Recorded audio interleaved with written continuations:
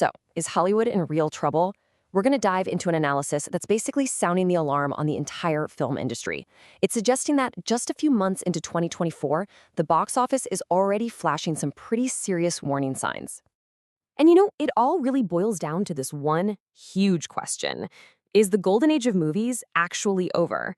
The analysis we're exploring today makes a pretty compelling case that a major shift is happening right under our noses. So let's take a look at the evidence.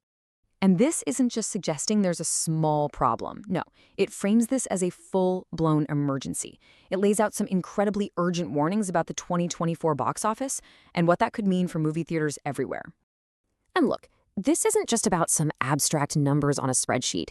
The analysis points to the big guys. Major theater chains like AMC and Regal, who have reportedly been signaling that they're in financial trouble. This sets a really dire context, with the source even suggesting this could be the year we see the demise of theaters. So what in the world is behind such a dramatic claim? Well, as always, you gotta follow the money. So let's look at the data. The source builds its entire case around a few key financial figures. Okay, so at first glance, things don't look so bad, right? The source shows that for the first 2 months of the year, the raw domestic box office in 2024 was actually a few $1,000,000 higher than it was in 2023. A win is a win, yeah? Well, not so fast. Because this is where the argument really starts to click. It turns out looking at those raw, unadjusted numbers is actually pretty misleading. The real story is kind of hidden just beneath the surface. So here it is, the crucial point from the whole analysis.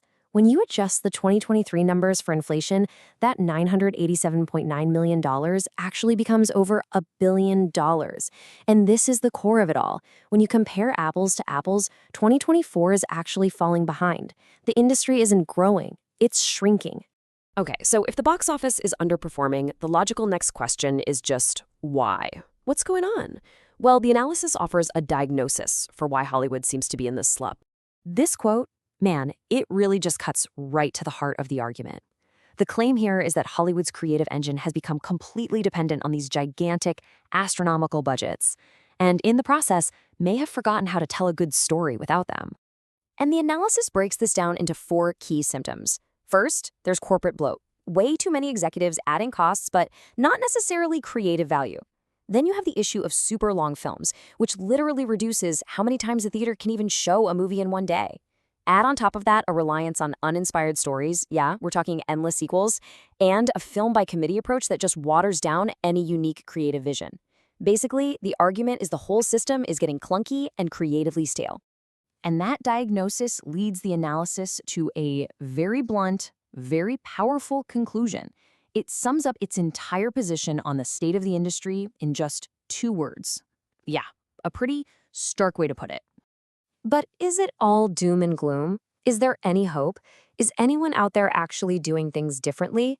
Well, the analysis does explore some potential solutions and highlights a few new players who might just offer a way forward. And according to this viewpoint, the first glimmer of hope comes from outside the major studio system.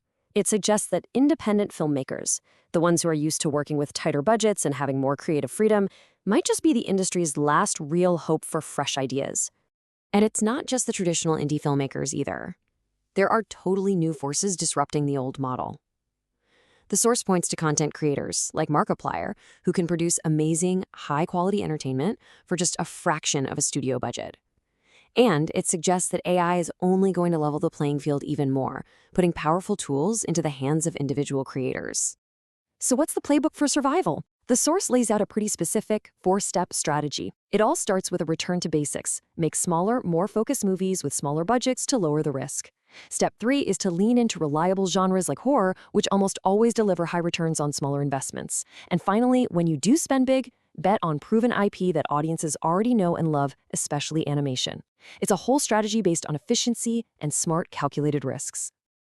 And all of this brings us right back to where we started. All these industry shifts, the financial pressures, the hunt for a new model, they all have very real, very tangible stakes for the future of the movie-going experience itself. This number really brings the problem into focus.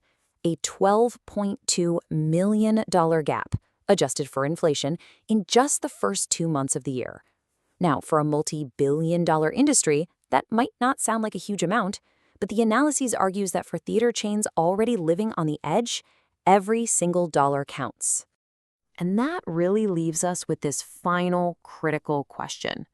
The source material we've walked through today suggests there's this massive conflict brewing at the heart of Hollywood. It's the old guard, the massive studios, versus a new wave of nimble, independent creators. And how this battle plays out could very well define the future of film for all of us.